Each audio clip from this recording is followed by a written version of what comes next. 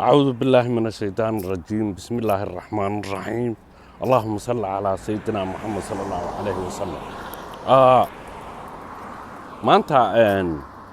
codkani wuxuu xidhiidh la leeyahay taxanaheennii ahaa aan horey ugu soo sharaxnay. maxaad ka taqaanaa ururka al-itixaad ee u xubsiibtay UWSLF kaasoo xidhiidh la leh qadiyadda Soomaalida ogaadinaya ama Soomaali galbeed gumeysiga ku hoos jirta. Marka qaybtana waxaan filayaa inay tahay qaybtii afraad oo aan horey baanu koobaad labaad saddexaad saddex jeer hore aan uga soo hadalnay. waxaan rabnaa marka hadda inaan haddana bal aan faahfaahinno hababka ama habka say u shaqaynayaan iyo su'aalo u baahan in sidii ka horreysay aan u yar sharaxno. marka waxaan ku bilaabaynaa oo qaybaheennii hore ku jiray bal aan isweydiinno sagaashameeyadii duufaan siyaasadeed oo isbeddelo geeska Afrika ah gaar ahaan weliba xidhiidh la lahayd oo khuseysay Itoobiya iyo Soomaaliya jiray. maxaan ugu magac daray marka duufaan markaan leeyahay xukuumadihii markaa oo labadooduba ay ahaayeen hanti wadaag yizm mabaadi'daas aaminsanaa oo Mingisti Xayle Maryam iyo Allah u naxariistay Maxamed Siyaad Barre labadaa qadiyadood labadaas xilli xukuumadood macni waa ummadda Soomaaliyeed iyo dawladda Itoobiya laakiin xukuumadaha dharjiga la dhihi jiray iyo xukuumaddii Maxamed Siyaad Barre labaduba waxay ka mataaneysnaayeen hanti wadaagii bay aaminsanaayeen. marka guud ahaan siyaasadda reer galbeedka ayaa labadaba dhulka la dhacaysay. waxaan u xusayaa warka maxay tahay waxaa jira diblomaasiyadda globaalka ah oon dhihi karo inta badan siyaasadda Maraykanka oo ku abtirsata reer galbeedka la yidhaahdo. markay dagaaladii koowaad iyo labaad iyo waxaa soo dhammaadeen dagaalka qabow oo hadda mabaadi'da la horu marinayo tusaale ahaan hadda iyagoo labadaba hanti wadaagii aaminsanaayeen ayaa waxa weye ruushku wuxuu u hiiliyey Itoobiya Soomaaliya wuxuu u hiiliyey Itoobiya u hiiliyey.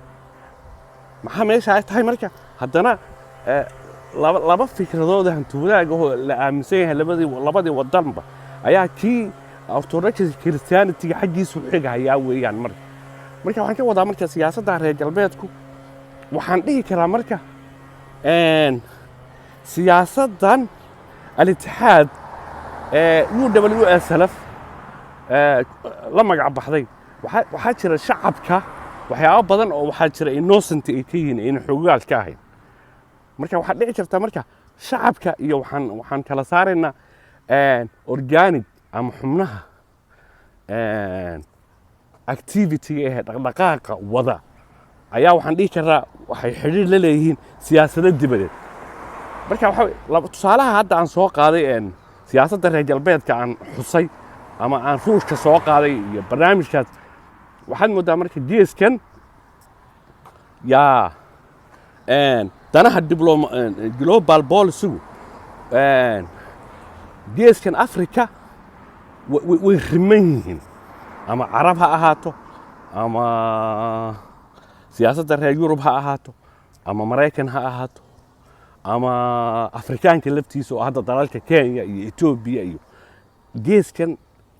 waa la rimayaa sababtoo ah waa wadan gaar ahaan waliba Soomaali iyo Soomaalida ogaadeenaya ama Soomaali galbeed aad baa loo rimayaa markaan kaleeyo waxaan ka wadaa waxaa jira waxyaabo caalami ah way caalamiyeysan yihiin. marka sababtaasaa keenaysa marka inaynu waxyaabo badan oo qarsoona ay isku ifino. marka waxaan soo qaadanaynaa inaan ajendaha ka bixine oysan aragtidu baahine bal isweydiiya marka waxaan isweydiinaynaa Malasa Zenawi aqoon intee la eg yaad leedihiin su'aashahan idin weydiinaya. aqoonta aad leedihiin marka waxay tahay inuu ahaa nin philosophy nin dictatora nin madax adag nin Soomaalida ogaanaya ama Soomaali galbeed cadaadiskii la ogaa ku sameeyay nin wuxuu ahaa kolba curinahayay si aan loo soo kaban wuxuu ahaa hogaamiye madax adag waxaan rabaa marka waayahe ninka saas ah ee Zenawi ah qolada xiriirka la lahayd shacab weynaha Soomaalida ogaadaya ama Soomaali galbeed gudaha ogaadaya sagaashameeyadii aan mabaadiida ayna rabin sababtoo qaybsanaanta maxaa adig ku qaybinaya waxaa jira markaa waxaan kala saaraynaa barnaamijka diiniga ah islaam baa leeyahay masaajidka lagu cibaadaystaa kitaabka quraanka ah iyo axaadiista ayaa islaamka hagta maxaa keenay marka in urur diimeed uu noqdo option siyaasadeed horta su'aashaas la rabaa in la isweydiiyo marka oo idin weydiinaya waayo su'aashii marka in jawaabteeda la raadiyo marka ayaa la rabaa maxay jawaabteedu noqonaysaa marka waa option ama walax lid ku ah su'aasha qadiyadda oo ummadaas waxaa laga guulaysan karaa markii la kala jabiyay la qaybiyaa la dhihi karaa waa marka labaad waxay tahay dad danaystayaal oo dhowr ah oo laga yaabo inay shaati culimo sitaan nidaam qabiil ay huwan yihiin kuwaas oo dana gaar ah raba waxaan rabaa marka inaan idin xusuusiyo maxaa keenay marka in ay nimankaas al-ittixaad UWSLF la yiraahdo sagaashameeyada aan sheegayo ay ciidan hubaysan oo mishigaanadoodii rasaastii wixii la soo dejiyay halooya meel la yidhaahdo oo uu og yahay Zenawi waayo Zenawi oo nidaamkaad ogeedeen haaye EPRDF TPLF macanjagaha madaxa adka ummadda garaacay sababtu u ogolaanayo meesha waxaa ku jira marka in yar baan isku ifinaynaa waxay tahay siyaasadda danaha barnaamij carbeed oo hadda sidan hadda ay Dubai u qasayso geeska Soomaalida u qasayso oo kale ayaa waxa weeye khayraadka iyo shidaalka ceegaaga halgan gubannimo doono oo saxa oo xornimo doona oo barnaamij diineed ku salaysnayn oo onalaf inay jirtay ogyihiin marka haddii marka ay jabhadda wadaniga xoreynta ogaadeen tubti saxda ah ku dhacdo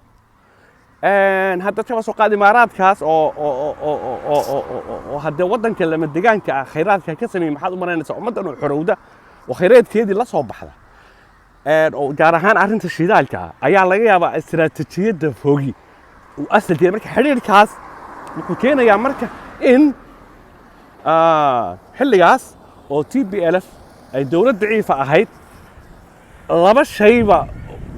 faa'iido u leedahay kow dalalkaas carabta xiriir bay u sameynayaan diblomaasiya carabtaas way soo maalgashanayaan Ethiopia maalgashanayaan oo intaas milyan oo dollar ayuu helayaa si dhib yar ku helayaa uu ku helayba waa dhanka maaragtay political economy-ga dhanka kale wuxuu ku helayaa beeritaanku ku beerayo unug hubaysan wuxuu dhahayaa gobolkii awood oo malihi beesha caalamka ama Mareykanka siyaasadda reer galbeedku wuxuu u sheegayaa inuusan awood u lahayn inuu iska caabiyo Soomaali oo dawlad saasi ka jirin waxaa ka soo gudbay nidaam argagixisa ah oo soo degay meesha waa kii marka